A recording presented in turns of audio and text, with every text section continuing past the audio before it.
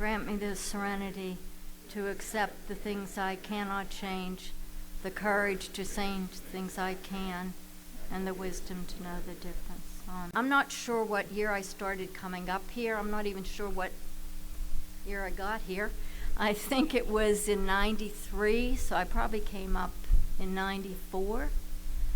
And I've been coming twice a year, every year, since then, except for a couple times, like on the death of my father, a few things like that.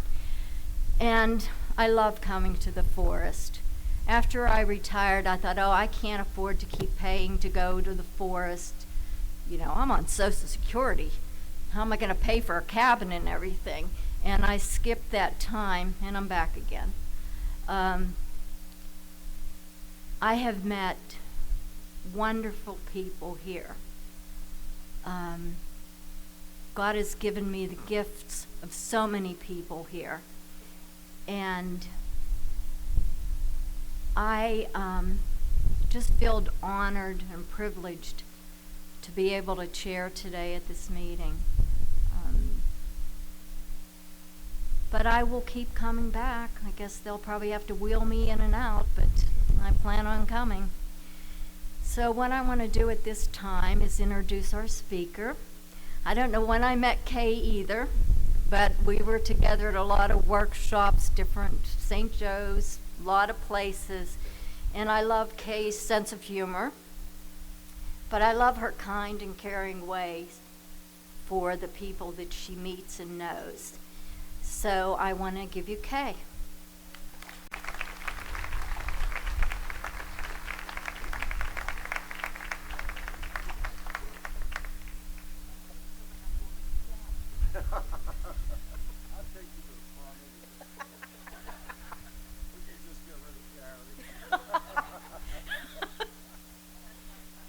Good afternoon, everybody. My name is Kay, and I am your Al-Anon speaker. You can hear me okay?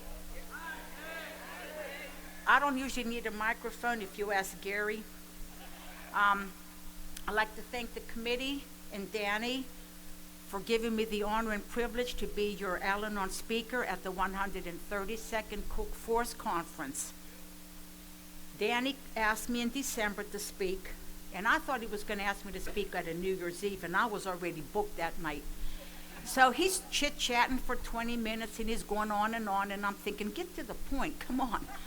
So finally, like as an afterthought, he says, by the way, he goes, I'm calling to ask you to speak in May. And I'm thinking, there's no New Year's Eve in May unless you're like Chinese.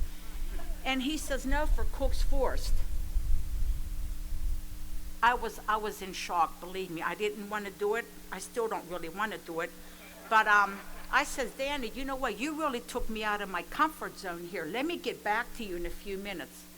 So I kind of, Mildred, I talked to myself also. And I went into this room and I said, you know what, Kay, you've been in 36 years.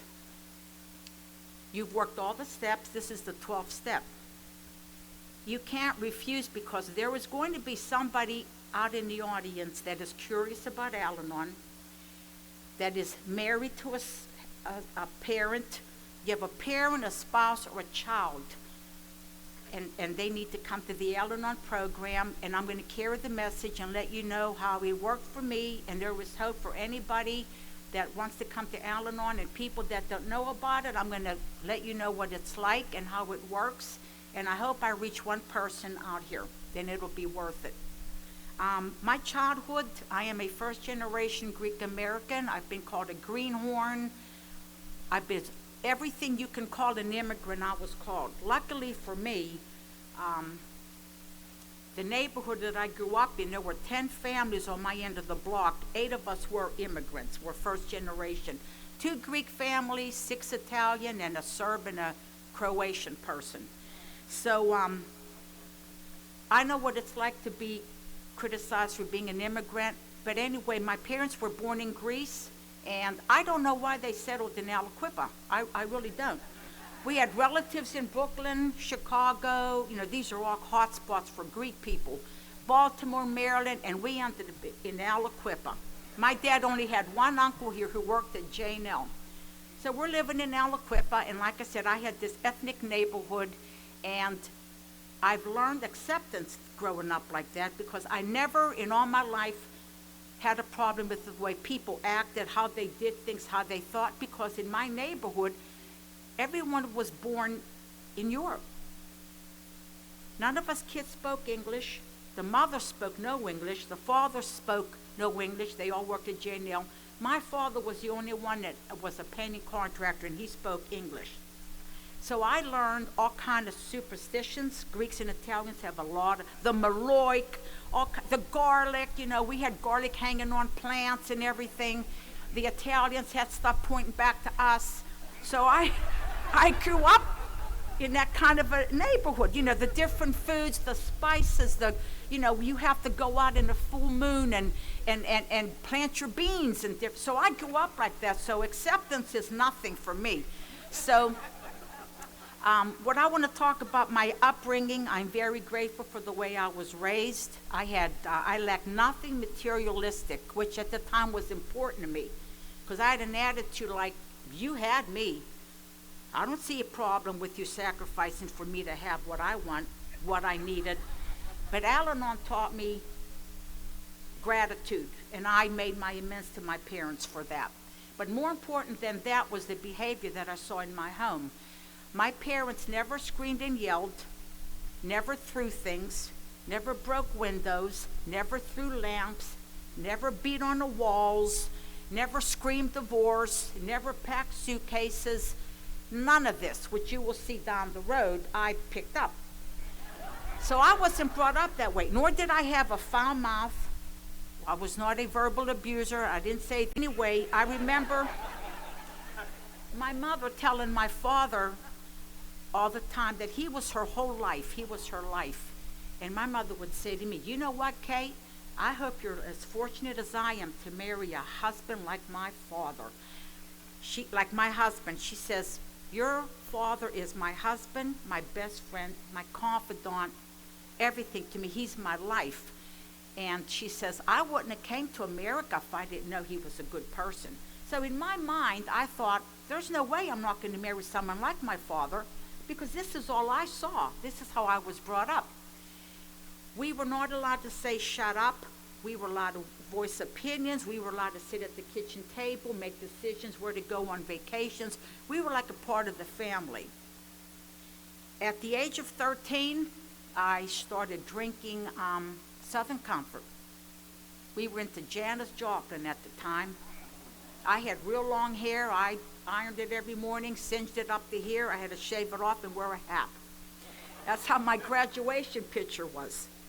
But my girlfriend's mother had a bar, and so a bunch of us girls would sleep overnight, and she borrowed the bottles of Southern Comfort, and I'm going to tell you what, it made me feel good.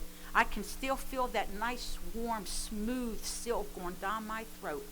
We just got sillier, and in the morning we went to church. That was as far as it went. When I was 14, I started crossing the state line into Chester, West Virginia, in East Liverpool, for the 18-year-old 3-2 beer. It's watered down beer. I went upstairs where they served the hard liquor. I was never carded, and a new world opened up to me. I liked smoking, I liked dancing, I liked flirting, I liked the drinking, and I liked dressing up. And I would meet these men, they were all along the wall like Fonzie with the leather jackets, and they're all talking about themselves and bragging about themselves. I didn't bother with none of them guys. I only went out with guys that I knew that were someone's brother or cousin, and I had to know them. So I had a rule for myself. No guys from bars did I date. Number 2, if you didn't spend money on me, you were history. And number 3, if you showed up 20 minutes late, you better have a damn good excuse, like a death in the family or an accident. Because if you broke any of these 3 rules, I never dated you again. I had no use for you at all. So I go to college, and a Christian college, and I continue my weekends going to Chester, West Virginia, and we're drinking and staying up all night. I graduated, and I am now into the disco era, which was my, all week long us girls would talk about, don't wear that green outfit because I'm wearing green. Okay, well then I'll wear blue. And this is my whole life. It was like so important to me. We worked all day, drove nice cars, and went out all weekend. One weekend I'm in Pittsburgh at Market Square, and I meet Gary, guy in a bar. Something told me, don't bother with him. He's buying drinks for all of us girls, not saying things like you drink too much, or why don't you drink the regular whiskey, not the top shelf. See, that impressed me. And he's treating all my girlfriends real nice, and he says, you know what? He goes, I have to go back to work at 11:30. Why don't you ladies meet me at the After Hours Club in town? He says, it's a private club. And I was impressed. So we all stayed after, met him at the After Hours Club. There were a few Steelers back then, Roy Jarella, I'm glad he's going to hear his name on a lead at AA. But he was there in different newscasters. It was really nice for me. So I thought to myself, famous last words, what do I have to lose? I'll go out with him. He seemed nice. Well, we dated for 5.5 years. To give Gary credit, the first 2 years were good. He was, I didn't mean it that way, but everything was okay then. I did notice, though, that he liked to drink. Now, see, none of these guys I went over the state line with got drunk. We were all very well behaved. But I noticed when he picked me up, there was alcohol under the seat, case of beer in the trunk. I only live 40 minutes away. I mean, what do you need all this for? It's like a camping trip. And I asked him about it one day, and he says, you know what, Kay? He goes, sometimes I'm invited over somebody's house, and they don't have enough beer. I don't like their brand. Okay, but what about the hard liquor under the seat? Well, I ball and I bring my own. I don't want to make a pig of myself. I accepted it. Then I said, but the beer is warm. It's summer. People don't like warm beer. He had an answer for that. He goes, I was in Vietnam. Beer's warm there. You learn to drink it. He had everything covered. So after the 2 years, things began to change, okay? Now, I want you to know that as the drinking got worse, my behavior got worse. It started very subtle. I had no idea that I was doing this. And you know how we talk about the onion and peel the layers when you come into the program? My onion started as a little bulb, and every bad habit I acquired was a layer, and they just kept piling up. And I never let any of them go. My first bad habit was lying. Started lying to my parents. Gary would come to the house, and he wouldn't show up. And I would say to my parents, oh, don't worry. He called me earlier in the day, and he told me he might not show up. My dad did not like him, let's be honest. He didn't like Gary at all. And I would stand at the bay window, and my parents would be in the kitchen, like murmuring about me. And my dad would say, boy, our daughter, Anna, what happened? She has really lowered her standards. She's waiting for this guy to come. I'll tell him to hit the road. And my mother said, well, he has a good heart. And my dad goes, I haven't seen it. All I notice is him going into his trunk and getting out a can of beer like he thinks we're stupid. He drinks it and he comes back in the house. I know what he's doing. He says, I think she should get rid of him. But see, I didn't. I was falling in love, and I liked the excitement of being with an alcoholic. Well, I didn't know he was, because when I was in Geneva, I dated them good old boys. They ain't no fun. They don't dance, they didn't drink, they did nothing. So I wanted somebody that liked to party like me. So anyway, I started the lying. Then I started making deals with God. Being that I'm Greek Orthodox, we are going to heaven when we get baptized and have communion. So why do I need a God? Never used one, never even thought about turning things over. But all of a sudden now I'm making deals with God. You know what, God, if you make him show up, I'll buy all the incense for Sunday. I'll donate the bread that you give at the end of church. I'll donate the wine that you give for communion. I'll bring the candles. I'll this and that. 9 times out of 10, Gary never showed up. So I dropped that. Then I'm thinking to myself, well, I noticed the drinking was escalating, and I thought, well, I have to come up with a plan. I have to find a way to be a step ahead of him. And then I thought, well, you know what? I'll go to his house. Why bother coming down with Quipper? I'll just go there. So I thought I'll wait outside his house. He never gave me a key. I never thought of asking. And I would drive and sit outside his house in the back where the neighbors couldn't see. So one day I have to go to the bathroom. And I'm thinking, oh, I'm really taking a chance here. So I went down the hill to the gas station, went to the bathroom, and as I'm pulling out, Gary goes up the hill, noticed I wasn't there, and he leaves. Now I'm thinking, I can't do that again. I got to come up with another plan. So I thought I'll have snacks in the car, Kleenex, water before water bottles were popular, and my cigarettes. Always had the smokes. And I thought, this time I won't leave his house. And I looked to the left, and there's a row of hedges and all these trees, and I'm thinking, I'm just going to go to the bathroom there. And I did. And I went to the bathroom, and I had paper towels with water on them, and I did that, and I sit and sit and sit. Sometimes I sat there till 2 in the morning because I didn't want to go home and tell my parents that we weren't out till that late, see? So all of a sudden now, that was in the spring. Made it through summer, and the fall's coming. There's no leaves on the trees. The neighbor's kitchen porch is right looking over the hedges where I'm going to the bathroom. The kids are going back and forth from school. Now they could see me. What am I going to do? Well, I thought, you know what? I'm going to call my future mother-in-law. I said, hey, is Gary over there? She says, no, he's not, honey. Where are you? Well, I'm outside his house. She says, oh, my God, come over here. So I'm thinking that was good because when winter came, there'd be footprints. And I didn't want anybody noticing this. So now I started involving my future mother-in-law. And I sat in her kitchen, and I told her how rotten her son was. And she'd pat me on the back, and I became the little, I don't want to leave my son, Kay. He really needs you. So now we're into like our 4th year, and Gary's asking me to marry him. And I don't want to. I just knew something was going to be problems down the road. And he says, you know what? I don't think you want to marry me because I'm not Greek. He was right. Your father doesn't care for me. Right again. And I said, but why do you drink so much? He says, well, those reasons. Plus, I live all by myself. He says, if you and I got married, I would straighten out. Oh, okay. Let's get engaged. So we get engaged. Things got worse. I went to Gateway. I wanted to talk to somebody there, and I was talking with a gentleman counselor. He had an hour free, and he gave me the questions you asked if you're an alcoholic. And he said, you've been with him a while, you can answer these. And I answered most of them, and he says, I don't want to judge him, but I think you have a problem drinker on your hands. It would be to your benefit if you didn't marry him now.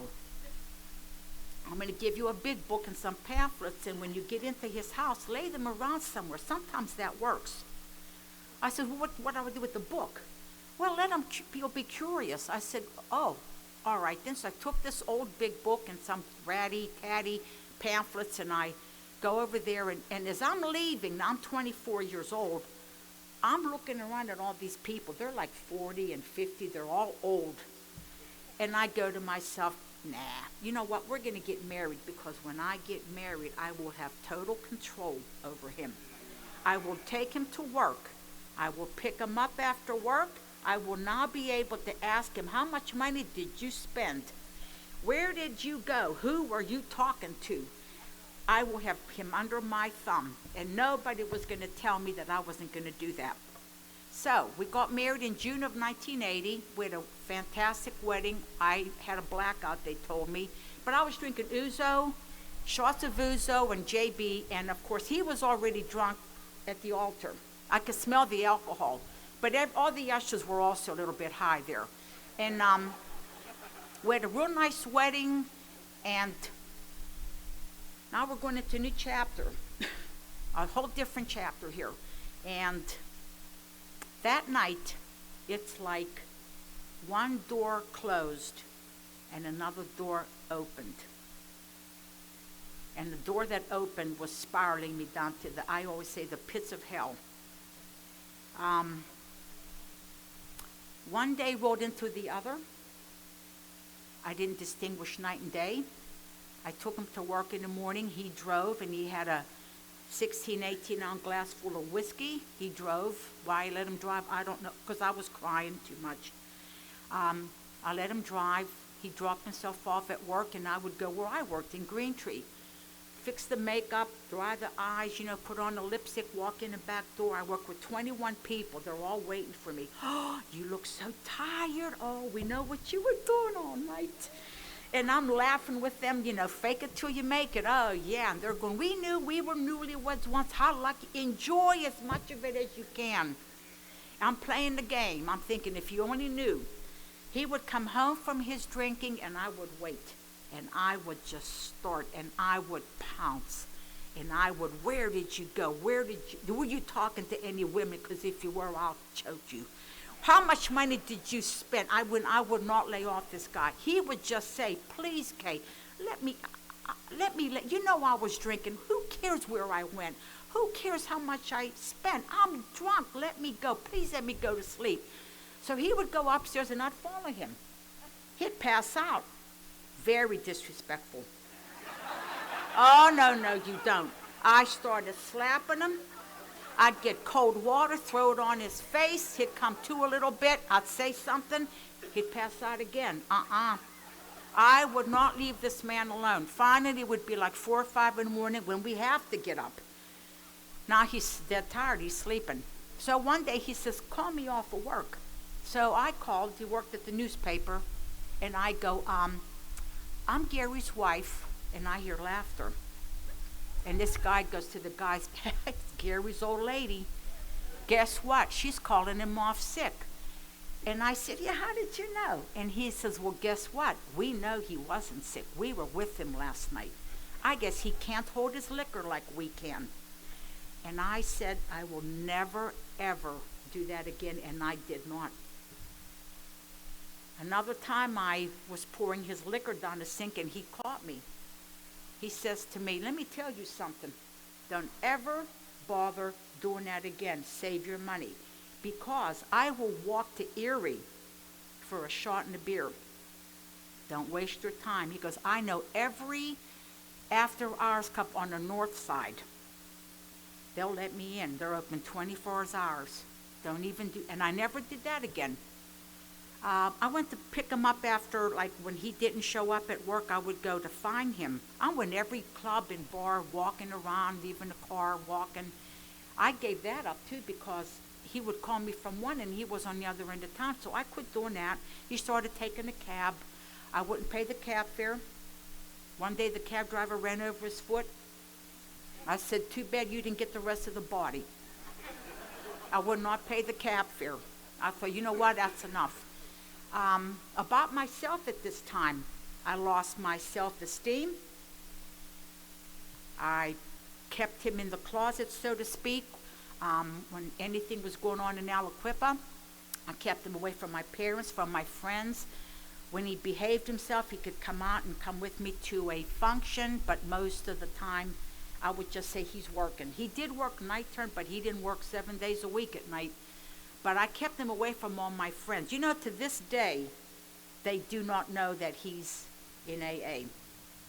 So that's my anonymity and his. Okay, I try to do whatever I can do to keep the alcoholic home. Watch what you pray for. I wanted mine home so I can keep an eye on him, and then I wanted him out. I'm giving him money to go out and drink. It was terrible. It was terrible. He'd lock himself in the bathroom. I couldn't get in. Back to the hedges I go. I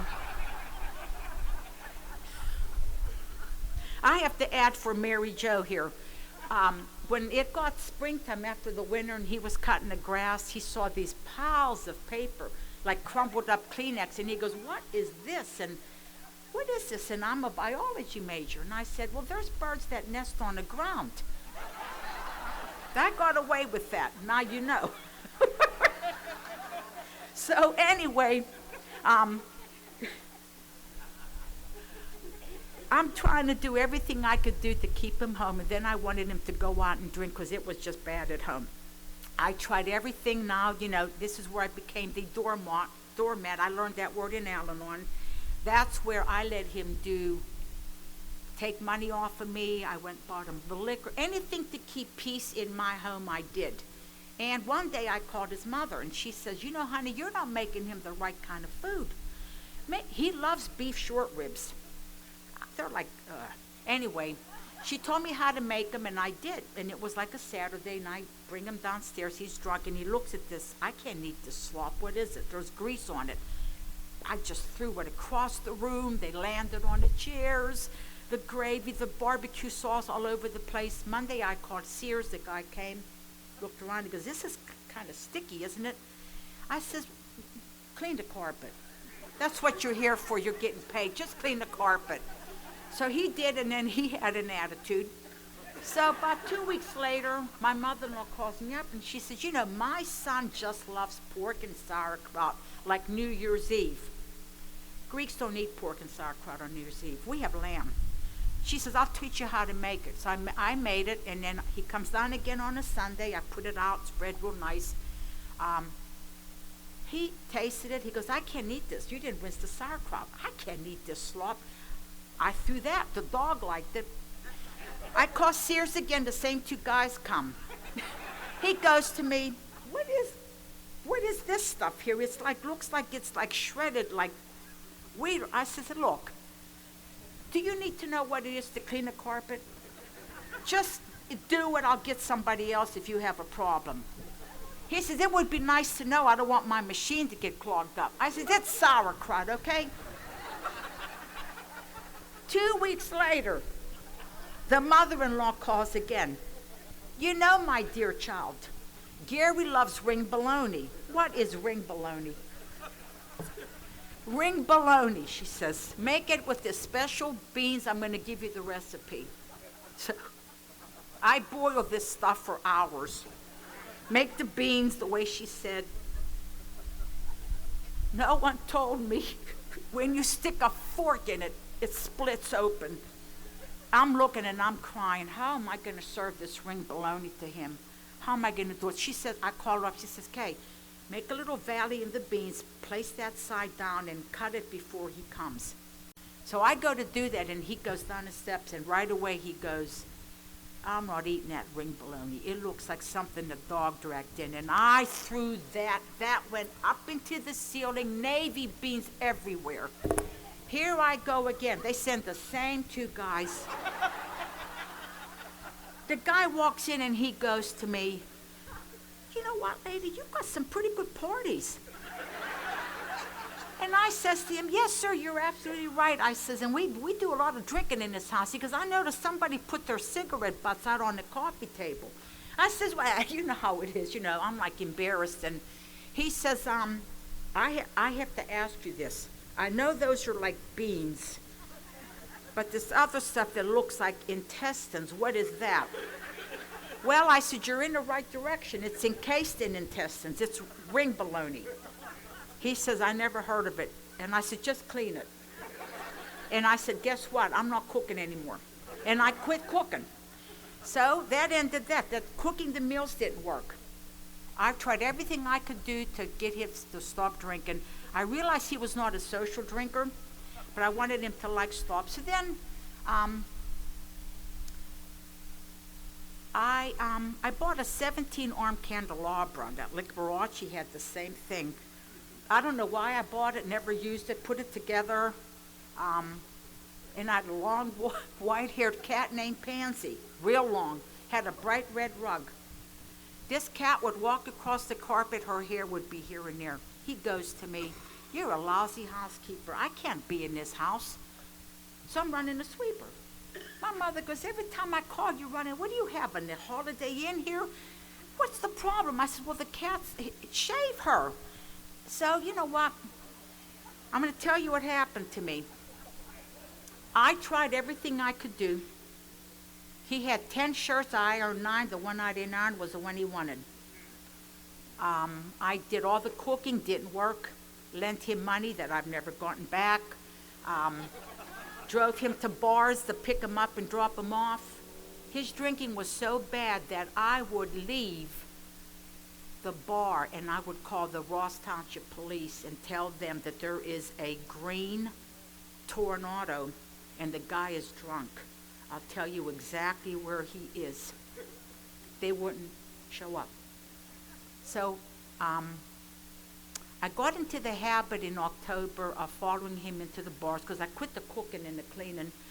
And I am now following him in bars, trying to find where he is and what he is doing. And I would sit at the end of the bar from him and order a tonic water with lime, so everybody thought I fit in. And I'm watching him, and this one night in December at the King's Inn, I must have been in there about an hour and a half, and there's hardly anybody in there anymore. It's like 9, 10 at night on a weeknight, and he finally sees me. I'm there 2 hours, okay? And he spots me there, and he's plastered, and he says, we need to go home. Come on, let's go home. And I'm ignoring him.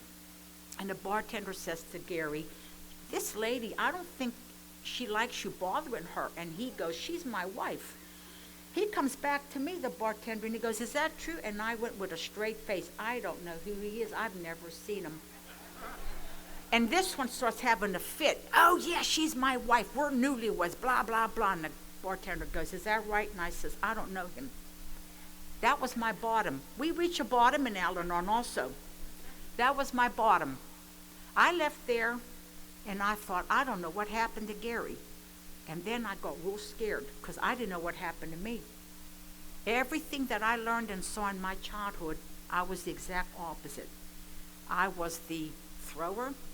I was a verbal abuser. I acquired a foul mouth. Now, I worked with men all my life. And if they used that word, and I started using it because I got his attention the first time I used it, and I kept it. Never dropped it. Never dropped the bad habit. But I became very scared for myself, and I thought, I got to leave. I got to get out of here. And so I took my candelabra and my cap and went to Aliquippa, to my parents' house, and I stayed there for 4 days. He never knew I left. He calls me up, finally figured out I wasn't coming home, and it was like a Wednesday, and he says to me, you know what, Kay, I think I drink a little bit too much. I says, yeah. Might I add to you, the AA book that I brought home for him to see when we were dating, he opened the front door and threw it out. Threw it out the front door, and it was pouring down rain, and it just got wet, and it went into the garbage. So he never opened it. Pamphlets didn't work. The AA book did not work. I was told that he wasn't ready. So anyway, now he calls me up, and he says to me, I made a reservation at St. Francis. And so what's that going to do? Well, he goes, I'm going to go there and dry out, and I'm going to come out in 7 days and not drink again. I'm coming. Packed up the cat, the candelabra, which I had to have in the trunk sideways. And I brought everything back home, and we get ready to go to St. Francis. It's by the Pleasure Bar. Anybody hear that? We're sitting there. We got there. I heard that. Sue.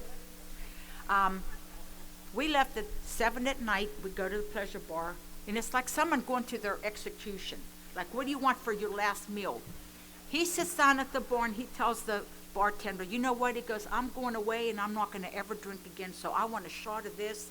He went through like rock, and I'm just sitting there crazy, and I'm calling on the phone. We're coming. Don't give away his bed. After the 8th phone call, the guy goes to me, you know what? You're in luck. We have a bed for you, too. He says, you know what, ma'am? He'll come when he's good and ready, okay? I said, he's getting ready. He's getting ready. But he has a suitcase with him. He says, we'll take care of it. 3 in the morning, I'm exhausted. He's passed out. We drive to the St. Francis, and he's laying in the back seat. The guys had to come and get him on a stretcher. I don't know where they put you, but they're taking his blood pressure and this and that. And I have that suitcase I can't even carry. And Gary's passed out. And the guy goes to me, you know what? I have to let you know something. He can leave anytime he wants. Well, I says, he doesn't need to know. Well, he says, I have to tell him. I says, you just did. He didn't hear you. So I says, I know. He heard it. He's out of luck that it didn't register, but he's going to stay for the 7 days. You better check the suitcase. The guy goes to me, lady, we've been here before. We know. We know, I bet he doesn't have any underwear in there. He has alcohol. We've been through this, we know. So he checks the suitcase, and I don't know what they do with that liquor, but we didn't get it back. So anyway, we're in there for 7 days, and he's on, is it the 7th ward? It's not a happy place. And I went over there, and in the meantime, I'm filing for divorce. I've had enough. I'm married 6 months, and I'm done.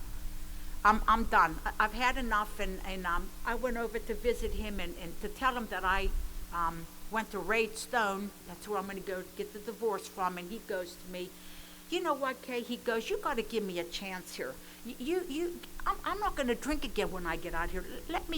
Please give me a chance. So I said, well, okay, what's another 6 months? So anyway, that was the first rehab. Then there was another one at St. Francis, and then there was Gateway. Now, Gateway, he had a counselor, and she grabbed a hold of me, and she says, I want you to go to Al-Anon for 6 meetings. I'm not going. There's no problem. I don't have the problem. She says, well, anyway, she says, you're married to an alcoholic. And I says, are you? She says, well, no. You can't say that to me. You can't judge me. You're not married to one. They're different. Being married to one is different than being one. She says, I'm not denying that. She says, let me tell you something. I don't care what you do, but you might be back here with him. Just go to 6 Al-Anon meetings. I don't care if you do 6 in a day or 2. Just go. So I went because I told her I was going to go. So I went to my first 2 meetings. I did not like it, but there was 4 left. So on a Saturday night, I went to Wexford, and I met a woman named Charlotte, and she was giving her lead. And she kept looking at me, and her story and mine were very close. She had the hatred, the anger, the revenge. I'm going to get even with you. She had the same feelings I had. So after the meeting, I'm bolting out of there, and she grabs me. And she says to me, could you relate to anything that I said? And I said, some stuff. And she says, well, come back. Come back next Saturday. And I'm thinking, okay, that'll be like my 4th meeting. In the meantime, he's going with me. I wanted to get out of that Al-Anon meeting to see who he was talking to, okay? I had met Karen and Elmer. I wanted him to talk to Elmer. Wanted him to talk to the people that had a spouse. No single women. So I would leave right after the Lord's Prayer. But I went back, 4th meeting, 5th meeting. I did my 6th. So now I'm going to my Al-Anon meetings. He's going to AA, and it's the holidays are coming up. Very bad time. And he drinks, and I want to quit the program. And I had a sponsor, and she said to me, now is when you really have to come. I said, well, he drank. I must have done something wrong or didn't do enough. She says, no. You can't cause it, can't cure it, cannot control it. Okay, nothing to do with you. Let him go. They say, once you're in AA, and you go back out and drink, it ruins your drinking. He'll be back. So same holiday we had for all those years, and February 7th, 1982 is his anniversary date. So I am now in Al-Anon. They tell you do not make any major decisions, like I was telling them I was leaving. Wait a year, they said. You have no idea what he's like sober. You've never been with him sober. You don't know what he's going to be like. You might not like it, or you might like it. He'll be a different person. So I hung around. I didn't quit smoking, did not do a diet, because they say no major things. I learned a lot in Al-Anon, and this is what I'm going to share with you. The gifts that I got in Al-Anon being in 36 years. I also want to say my first Al-Anon meeting was Halloween of 1981. And I did not need a mask because the hate was all over my face. And I came into Al-Anon that way, and I was kind of told that I need to soften up my appearance a little bit when I speak to him. But I learned acceptance. That was very difficult for me, but I thought when Gary stopped drinking, I would be number 1 in his life. Because when he drank, the alcohol was number 1. I was the little sidecar there, and I was like number 2. So I really did believe that when he stopped drinking, I would finally be the top priority in his life. Sobriety was number 1. Then the higher power, and then I was 3rd. Okay? So that went that. I'm okay with it today. I like those orders. I complained about him coming to AA meetings. You're never, the usual. You're never home. You were out when you drank. I complained because as far as acceptance went, I believed that when you stop drinking, you change. And you become the way I want you to be, like my father. And that didn't happen. And I would go to meetings and I would complain about Gary, how he's not listening to me, he's not paying attention to me, I'm not getting my way, he won't let me do this, I can't buy a new car, I can't move, this and that. And they said to me, after they heard me for a long time, an old timer in Al-Anon said, "You sure are doing a lot of complaining about sobriety. Remember this one thing." She says, "In my life, I wouldn't trade the best day drunk for the worst day sober." And that is my 13th step. I think of that all the time. Keep quiet, let him go. So I've had to accept the way that he is, his personality, everything about him. And I had to give him time. They said, give him time. And communication, I thought that would happen right away. That was like the last thing to happen. But I worked with the winners in Al-Anon, and I learned to just give him his space and give him his time, and it worked out. It works. Blame. I was blamed for his drinking. It was my meals. It was whatever. I'm too short. All kind of stuff. I'm Greek. I'm not Polish. I'm not happy with him. I'm criticizing his drinking. And I learned that I blamed him just as much as he blamed me. Okay? If I had a bad day at work, it was his fault. Everything that went wrong in my life was his fault. If I wrecked the car, it was his fault because he didn't kiss me goodbye in the morning. So I did a lot of my blaming also to Gary. Compassion. Sounds easy. It's very difficult when you don't like somebody, and I hated him. They said to me in Al-Anon, he has feelings. So what? The cat has feelings too. But I think you treat your cat better than you do your husband, Kay. And I didn't have a word, I didn't have an answer. Got to treat him with some compassion, some kindness, Kay. He can tell by your look, he can tell by your tone, he can tell the way you walk and the way you talk to him that you're ticked off at him and you're angry. Let it go. Look at your face in the mirror, and I did, and I thought, oh, wow, I would never want anyone talking to me like that. So I got compassion for him, and every improvement I made, it did help. I learned how to make decisions because I would stand in front of my closet for about 15 minutes and look at what to wear, and my brain just wouldn't click. I learned that making no decision is also making a decision. I got rid of my anger because I let go of everything. I wanted him to feel some of my pain, and I learned in Al-Anon that he had his own pain to deal with. So I let that go, and I didn't want revenge anymore. Everything that I kind of wanted bad to happen to him, I kind of let that go. I worked a program. I had a lot of good people with me, old-timers, and one by one that onion started to peel. I started working the steps. The first step, I realized I was powerless over people, places, and things, and that sounds like such a cliche, but it's true. I apply that at work. I apply that everywhere I go. I am powerless, and it makes me glad that I am powerless because I don't want to deal with people's personalities. I thought my life was manageable because when I went to work, I dressed nice, I looked good, I was respected. But when I left work, it was a whole different thing. My life was a total mess. I neglected myself health-wise. I just chain smoked. I was angry. And then I worked my first step. The second step was a year and a half for me to work on. Came to believe that a power greater than myself could restore me to sanity. Gary was the power greater than myself, and so was his drinking and the alcohol. And I realized that I can't do a thing about it. I have to let that go. But the word insane, I had a problem with that. I still don't use it today, but some lady said to me, she was speaking on a second step, and she happened to say that she thought people that were insane picked lint off of clothes. I picked lint off of sweaters. People at work would bring their socks in for me to pick the lint off of them. That's pretty sick. So I thought about what she said, and I'm thinking, I do that. Maybe I won't use the word insane. I'll just kind of change it to like not right. When I did my steps, I used that KISS, keep it simple, stupid. It's easy for me. I don't complicate my life, and I didn't complicate the steps. So that took me a year and a half. Then we moved to the third step.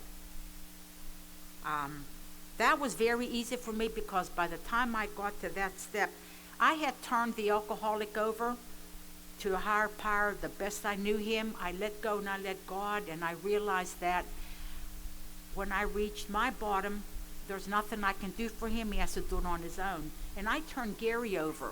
And that step made me realize that I need to also turn myself over. I also have a very strong will. I get very upset and angry even today when I don't get my way. I want things, everybody wants things done their way. But I still find I have anger issues. I still get the foul mouth a little bit. I get like a little bit upset when I don't get my way. I don't throw things or break things because the furniture costs more today. But anyway, I did that third step, and I turned my life and will over to the care of God. And that paved the way for me, and that changed everything in my life with my relationship with my husband. And I laid off of him, and I let him grow in his own way.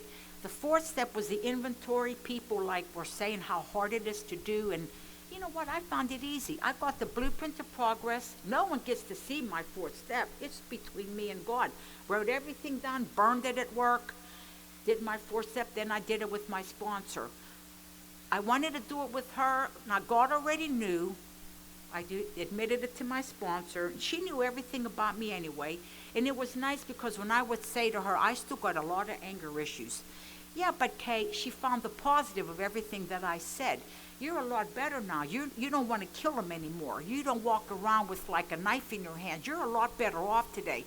And she found everything to opposite of the bad things that all my character defects. I made my list of amends to make to people. I was a little disappointed when the alcoholic made his amends to me. I remember he said, I want to tell you something. I sat down in my easy chair. I had a cup of coffee, my cigarettes. I thought, this is going to take a while. I'm sitting there and I'm waiting and waiting. The alcoholic comes over and he goes, you know what, Kay? He goes, I'm going to make my amends to you right now. And I go, wait, let me light my cigarette. And I'm getting comfortable in a chair, and he goes to me, I'm sorry for everything I did to you. And he walked away. What? I'm sorry for everything that I did to you. Well, like what? Be more specific. He says, I'll be honest with you. I don't really remember everything wrong. And then I thought, well, I do. And he goes to me, I don't want to hear them. It's not important. I followed my program says, just say you're sorry. I'm sorry, accept it, move on. So I'm thinking, well, I'll get even with you. When I make my amends to you, it's going to be the exact same way. But I'm not going to let you sit down. I made my amends to the alcoholic. I said the same thing. I'm very sorry for everything that I did to you also. And he says, is that when I was passed out? Because a lot of times I woke up, I had bruises. And you told me that I fell on the curb outside of Benny's or the Circle Bar. And I said, I did those. I did that. He goes, when you threw water in my face? I said, I'm sorry for that too. I'm sorry for everything that I did for you. Sorry I ripped the mirror off your car. Sorry I broke your mirror with my platform shoe. And you didn't know that. Okay. So anyway, I did that amends step. And then the inventory step is my favorite because with that step, I get to judge myself what I did all day. And I can do an inventory 18, 20 times a day. I start out in the morning with good intentions, and then I'll find out I fell into one of these traps where I'm screaming and yelling and throwing things, and I have to apologize. I'm very sorry for what I said. I didn't mean to call you that, because I can get sarcastic, because that was a weapon when he drank. So I've had to tone it down, and I go by myself and I go over my day, like what did I do good? And try to remember what I did so I can do it again. Or what did I do, what did I say that caused such an argument. Like our arguments weren't like 15 minutes, they were hours. And exhausting. And I said, what did I do this time that caused this to happen again? Oh yeah, I see, I called him that bad word and this and that. And I said, I have to work on that and not do it. I am getting a lot better. But anyway, I worked all my steps to the best of my ability. I get on my knees every morning. Thank my higher power for sobriety. I'm always, every day, grateful for sobriety. I don't ever want him to go back there, and I don't want that. I always pray for new people in AA that they work the program and stay sober. I'm going to close. I'm going to tell you my closing, what force means to me. Gary got sober in 1982. In 1983, we came up to the force with Karen and Elmer, Jens and Linda, Ruth and Howard Reichard, Jimmy Marlene, Donnie, Loretta. We had a very, very nice time. We came up twice a year. First time I came, I really didn't want to come up here with a bunch of alcoholics. And they said, there's Al-Anon people here also. And I felt okay because the ladies were in Al-Anon. And at this point in my life, I was into a lot of self-pity. I felt very, very sorry for myself. My life was over. All my friends were married and they were going out with their husbands to clubs and they're dancing. Poor old Case stuck at home.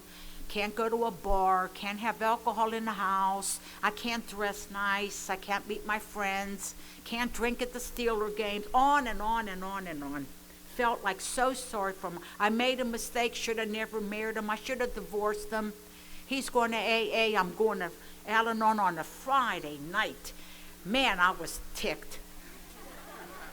And I'm feeling so sorry for myself. Now I'm dragged to an AA conference up in the forest. I'm not a camper. I come up. Oh, you'll have a good time. You'll meet all kind of people. I'm saying, I don't need more friends. I have enough friends. I don't want any more friends. So we come up to the forest on a Friday evening. It is beautiful.